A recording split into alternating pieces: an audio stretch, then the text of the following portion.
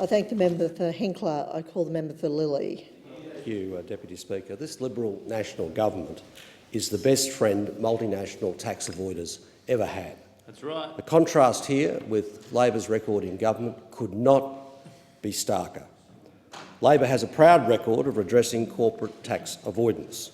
While in government, in the 2013-14 budget, we included an integrity package to address erosion of the corporate tax base that would have yielded $1.4 billion over the forward estimates.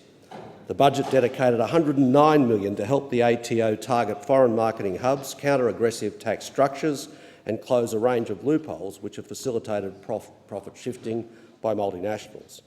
In addition, we passed a bill in 2013 which closed loopholes in transfer pricing rules in order to counter tax avoidance and multinational profit shifting. The Coalition voted against every single one of those initiatives. And this followed the Coalition's attempts to block Labor's 2012 cross-border transfer pricing bill, which sought to wind back multinationals' overvaluation of assets in international transactions. The Coalition's record spells out very clearly the extent of their reluctance to stop multinational tax evasion and minimisation. We can see the roots of the current multinational tax evasion bonanza as far back as the Howard and Costello years, who introduced complex tax legislation which opened loopholes that mining companies, banks and other large businesses exploited to the disadvantage of tax-paying domestic firms and at the expense of efficiency, equity and sustainability of the tax system. Since taking office in 2013, this Liberal national government has remained frozen on its G20 obligations, having paid lip service to only 4 out of the 15 actions on the OECD's action plan. Australia will be lucky to have implemented even one of the plan's 15 recommendations. Australia's progress in closing loopholes, get this, our progress in closing loopholes is slower than that of Bermuda and the Cayman Islands.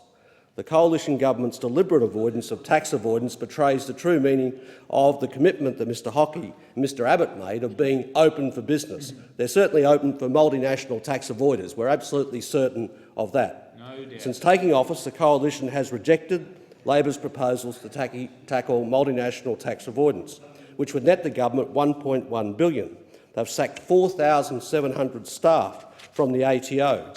And in the same week as the Senate inquiry into corporate tax avoidance handed down its recommendations for closing loopholes, the Abbott government introduced into the House of Representatives a bill that would shield almost half of Australia's top 2,000 companies having to report the tax that they pay.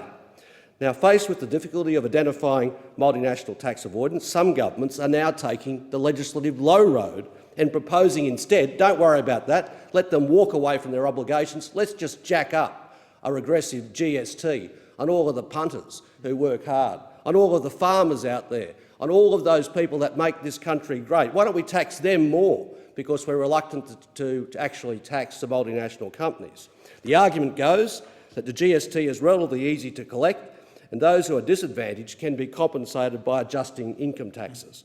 Now, the GST hits everybody, but its incidence is particularly acute for households on low and fixed incomes. After compensation is paid to these households, historical experience shows that governments collect a lot less taxation revenue than they anticipate.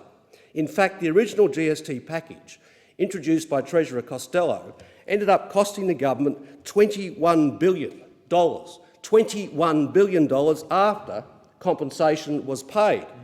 Compensating cuts to personal income taxes, indirect taxes and the abolition or reduction of state taxes meant that the government, after the last package was introduced, spent $1.15 for every dollar raised from the GST when it was introduced.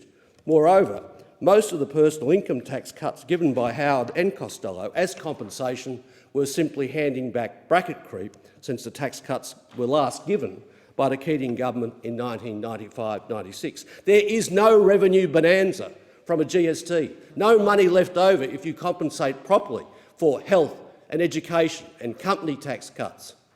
None whatsoever. Often Australia's company tax is deemed a hurdle too high for multinationals. who would rather book profits in more favourable tax jurisdictions. The truth is, whatever the rate, they'll be out there trying to avoid it here and around the world. That's why we need fair income international action. Thank the member for